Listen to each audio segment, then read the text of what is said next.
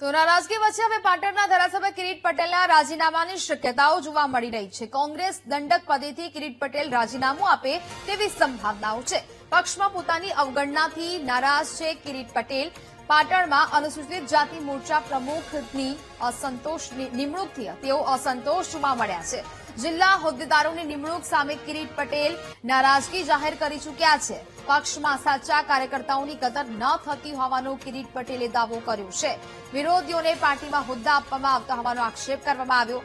રાજીનામાના દાવા વચ્ચે એમએલએ કિરીટ પટેલનું વીટીવી ન્યૂઝ પર આ મોટું નિવેદન। કિરીટ પટેલ કોંગ્રેસના દંડક પદેથી રાજીનામું આપવા માટે મક્કમ છે। ધારાસભ્ય પદેથી રાજીનામું નહીં આપે કિરીટ પટેલ। પાટણની જનતાએ મને ચૂંટ્યો છે, હું એમએલએ પદેથી રાજીનામું નહીં આપું તેવી વાત તેમણે કરી। પક્ષમાં પાયાના કાર્યકરની અવગણના થતી હોવાની વાત કિરીટ પટેલ દ્વારા કરવામાં આવી છે। કોંગ્રેસના પાટણના ધારાસભ્ય ડોક્ટર કિરીટ પટેલ પક્ષથી નારાજ છે। પક્ષની જે રીતિનીતિ છે તેનાથી તેઓ નારાજ છે અને તેઓ જે છે અત્યારે રાજીનામું આપવા માટે ગાંધીનગર પહોંચ્યા છે। તેમની સાથે સીધી વાતચીત કરશું। કિરીટભાઈ, શું વિષય છે, કેમ આ સુધી પહોંચી ગયો વિષય કે રાજીનામું આપવા સુધીની નોબત આવી રહી છે? જો જે રીતે કોઈ પણ સંગઠન હોય એ સંગઠનની અંદર શિસ્ત હોવી જોઈએ અને સંગઠનનો ડર હોવો જોઈએ। જે રીતે થોડા સમય પહેલા રાધનપુરની અંદર બનાવ બન્યો, ચાલુ સભાની અંદર અમને ડિસ્ટર્બ કરવાનો પ્રયાસ કરવામાં આવ્યો, એ વખતે ત્યાં અમારા વિરોધ પક્ષના નેતા, પ્રદેશ પ્રમુખ બધા હાજર હતા। અમે રજૂઆતો કરી, અમારી સાથી ધારાસભ્ય રઘુભાઈ રજૂઆત કરી, આજ દિન સુધી કોઈ એક્શન લેવામાં ના આવ્યા અને અમને એવું કહેવામાં આવ્યું કે પ્રક્રિયા ચાલુ છે, અમે પુરાવા લઈએ છીએ। શું પુરાવા લેવાના હોય ભાઈ? તમારી સામે બનાવ બન્યો છે, તમારે તાત્કાલિક એક્શન લેવા જોઈએ। અને એના પછી પાટણની અંદર પણ જે બનાવ બન્યો કે જે લોકોએ 2017ની અંદર અને 2022ની અંદર અમારા વિરુદ્ધ કામ કર્યું હતું, અમે 2017માં જીત્યા ત્યારે અમને એક કોન્ફિડેન્શિયલ ફોર્મેટ આપવામાં આવ્યું કે તમારા વિરુદ્ધમાં જે કામ કર્યું એના નામ આપો। અમે નામ આપ્યા। 2022ની અંદર ફરીથી અમને ફોર્મ આપવામાં આવ્યું, નામ આપ્યા। તો એવા લોકોને દૂર કરવાને બદલે તમે પ્રદેશ લેવલે સ્થાન આપો, પીસીસી ડેલિગેટ બનાવી દો। આ બાબત એ યોગ્ય નથી અને એટલા માટે પાટણની અંદર જે બનાવ બન્યો એ કોંગ્રેસના દલિત સમાજના જે સંનિષ્ઠ કાર્યકરો હતા એમનો રોષ હતો અને એ રોષ એ તારાબંધી સુધી પહોંચ્યો। કોણ છે આ લોકો જે તમને ડિસ્ટર્બ કરી રહ્યા છે? કારણ કે 2 ટર્મથી ત્યાં આગળ આપ ધારાસભ્ય તરીકે ચૂંટાવો છો ઉત્તર ગુજરાતની અંદર। પાટીદાર ધારાસભ્ય ખૂબ જ મહત્વની બાબત છે કોંગ્રેસ માટે, કારણ કે હવે કોંગ્રેસ પાસે વધારે ઓપ્શન પણ નથી। એ સ્થિતિમાં આ નારાજગી કોંગ્રેસને ખૂબ મોટું નુકસાન આગામી દિવસોની અંદર પણ કરી શકે? જુઓ, અમે અમારી રીતે માનસિક રીતે મજબૂત છીએ। પાટણની જનતાએ અમને 2 વાર વિજેતા બનાવ્યા છે, બીજી વાર સૌથી વધુ મતે વિજેતા બનાવ્યા। એટલે અમને અમે માનસિક રીતે કોઈ ડિસ્ટર્બ થઈ એવું નથી, પરંતુ જે લોકો અમારા સમર્થકો છે એમને એવું લાગે છે કે જે લોકોએ સાહેબ તમારા વિરુદ્ધમાં જેને કામ કર્યા હતા એમને તમે પ્રમોશન અપાવવાના, અમારી કોઈ ગણના ના થાય।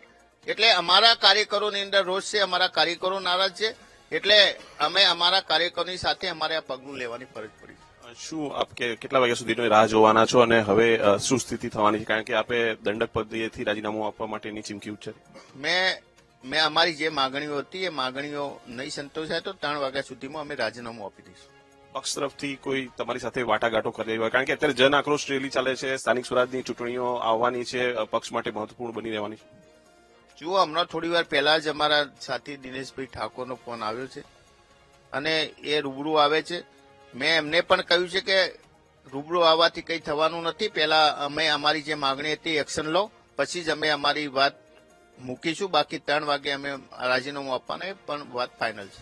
આ પહેલા અમિત ચાવડા સાથે કે કોઈ પક્ષના અથવા કેન્દ્રીય આગેવાનો સાથે કોઈની ચર્ચા થઈ? તમામ બાબતોએ અમારા પ્રદેશ પ્રભારી સુભાષિનીબેન યાદવ, અમિતભાઈ, તુષારભાઈ, આ બાબતે જે રાધનપુરનો ઇસ્યુ હતું એ બાબતે અને પાટણના ઇસ્યુ બાબતે 3 થી 4 વખત ટેલિફોનિક, મેસેજથી અને રૂબરૂ પણ વાત થઈ છે। છેલ્લો પ્રશ્ન, દંડક પદેથી રાજીનામું આપવાની ચીમકી તો આપણે આપી છે, આ નારાજગી ત્યાં સુધી થઈ શકે કે ધારાસભ્ય પદેથી પણ રાજીનામું આપવું પડે, કોંગ્રેસ પક્ષમાંથી રાજીનામું આપવું પડે? ધારાસભ્ય પદેથી શા માટે? પાટણની જનતાએ અમને 5 વર્ષ માટે ચૂંટ્યા છે તો પાટણની જનતાનો અમારે વિશ્વાસ તોડવાની કોઈ જરૂર નથી. 5 વર્ષ સુધી, જ્યાં સુધી અમારી ટેન્યુઅર છે ત્યાં સુધી અમે પ્રજા વચ્ચે રહીને કામ કરતા રહીશું. કોંગ્રેસ પક્ષ સાથે કોંગ્રેસ પક્ષ સાથે.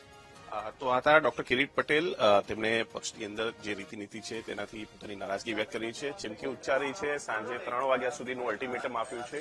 તેમને મનાવવાના પ્રયાસો તો થઈ રહ્યા છે, પરંતુ આ પ્રયાસો કેટલા સફળ થાય છે તે જોવાનું રહેશે. કેમેરામેન શાયદ શર્મા સાથે મેહુલ દેસાઈ, ગાંધીનગર. સ્થાનિક સ્વરાજની ચૂંટણી પહેલા પાટણ કોંગ્રેસમાં કકડાટ જોવા મળ્યો. અનુસૂચિત જાતિ મોરચાના પ્રમુખ પદે જયા શાહની વડીથી વિવાદ સર્જાયો છે. જયા શાહની નિમણૂક સામે ધારાસભ્ય કિરીટ પટેલ સહિતના કાર્યકરો નારાજ હોવાનું સામે આવ્યું. પાર્ટીમાં વિરોધીઓને સન્માન અપાતું હોવાનું કિરીટ પટેલે દાવો કર્યો. જયા શાહે પણ ધારાસભ્ય કિરીટ પટેલના આક્ષેપોનો જવાબ આપ્યો છે. લોકશાહીમાં વિરોધ વ્યાજબી છે, પરંતુ કેવી રીતે કરવો તેની સમજ જરૂરી છે. જ્ઞાતિ જાતિના બાળામાં બંધાઈને વિચાર કરવાનું બંધ કરો તેવી વાત તેમણે કરી. વર્ષોથી પાર્ટી સાથે કામ કર્યું, તેથી મોવડી મંડળે પસંદગી કરી છે. મેં ક્યારેય કોઈને વિરોધી તરીકે નથી જોયા. પાર્ટીમાં જે પણ મનદુખ થયું હોય તેનું સૌ સાથે મળીને સમાધાન કરીશું. પાર્ટી જે પણ નિર્ણય લેશે તે મને માન્ય રહેશે તેવી વાત તેમના દ્વારા કરાઈ. સ્થાનિક સ્વરાજની ચૂંટણી પહેલા ફરી એક વખત પાટણ જિલ્લાની અંદર કોંગ્રેસની અંદર કકરાટ સામે આવ્યો છે. ત્યારે જે રીતે અનુસૂચિત જાતિના પ્રમુખની જેની વરણી કરવામાં આવી છે તેવા બેન આપણી સાથે જોડાણા છે. જયાબેન શાહ, તેઓની સાથે સીધી વાત કરીશું. બેન, જે રીતે અનુસૂચિત જાતિના પ્રમુખની આપણે વરણી કરવામાં આવી છે અને આપના જ કાર્યકર્તાઓ દ્વારા અત્યારે વિરોધ પ્રદર્શન કરવામાં આવી રહ્યું છે, શું કહેશો? લોકશાહીમાં વિરોધ કરવો એ વ્યાજબી જ હોય છે, પરંતુ કેવી રીતે કરવો એ સમજ શક્તિનો ફરક છે. એ જે મહિલા તરીકે મારી નિમણૂક કરવામાં આવી છે અને એ પણ મહિલા સશક્તિકરણના અભિયાનના ભાગરૂપે. એટલે હું એમના સાથે વિરોધમાં એમ કહેવા માંગુ છું કે હું તમારી બહેન જ છું. એક દલિત મહિલા તરીકે તમે મને સ્વીકારો, એક દલિત બહેન તરીકે તમે મને સ્વીકારો. મને કોઈ નાતીના વાડા જાડામાં મૂકશો નહીં. અને જ્યારે મોવડી મંડળે મને અહીંયા મૂકવામાં આવી છે, તો આટલા વર્ષ સુધી મેં 3 વર્ષ સુધી ઇલેક્શન 3 વખત ઇલેક્શન લડી છું. રાત દિવસ જોયા વિના પક્ષની વફાદાર સૈનિક તરીકે મેં કામ કર્યું છે.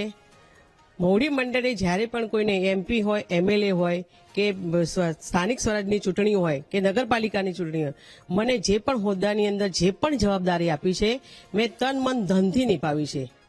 અને આ મારી પ્રચંડ અને પ્રસન્ન કામગીરી જોઈને મોવડી મંડળના અમારા રાષ્ટ્રીય ચેરમેન આદરણીય રાજેન્દ્ર ગૌતમ તેમજ અમારા કોંગ્રેસ સમિતિના અધ્યક્ષ આપણા અમિતભાઈ ચાવડા સાહેબની સૂચનાથી મોવડી મંડળે જે મને આજે ચેરમેન પદે મારી નિમણૂક કરવામાં આવી છે, તારીખ 30/11/2025ના રોજ મારી નિમણૂક કરી છે. તો હું તમામ આગેવાનોનો, મોવડી મંડળનો, પાટણના સ્થાનિક અનુસૂચિત જાતિના તેમજ તમામ મારા મિત્રો, સ્નેહીજનો તમામનો હું દિલથી હૃદયપૂર્વક ખૂબ ખૂબ આભાર માનું છું. જે રીતે અત્યારે આપની નિમણૂક કરવામાં આવી છે, કોંગ્રેસના જે કાર્યકર્તાઓ છે વિરોધ કરી રહ્યા છે. કોંગ્રેસના પૂર્વ અનુસૂચિત જાતિના પ્રમુખ છે, જો 7 તારીખે એમને નિમણૂક ફરી કરવામાં નહીં આવે તો મોટી સંખ્યાની અંદર રાજીનામું આપશે.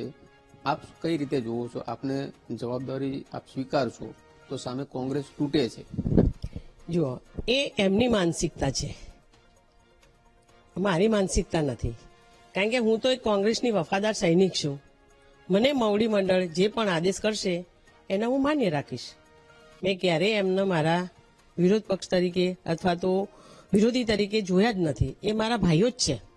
આજે કદાચ આપ કહો છો કે કોંગ્રેસમાં કકડાટ નથી.